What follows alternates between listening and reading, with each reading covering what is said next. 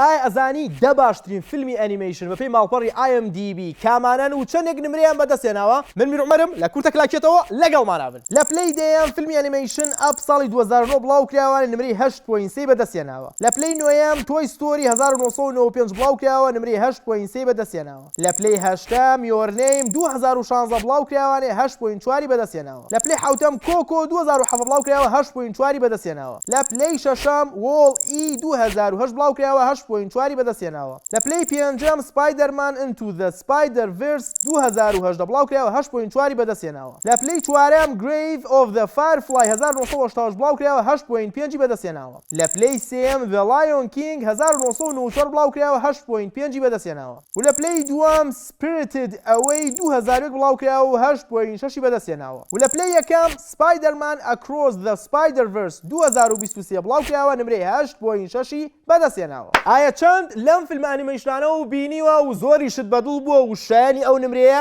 کە بەدەستی هێناوە؟ لە کۆمنتا بۆمان بنووسن بەڵام لایەت نەکەن، لایکیان بڕگێ بکەن، لە هاوڕەکانتان شێریکەن یاخود لە کۆمنت تاگیان بکەن و فۆڵۆی هەژماری شت لە یاد نەچێت. من میر عومەرم لە کورتە کلاکێتەوە. سەلام عەلیکوم.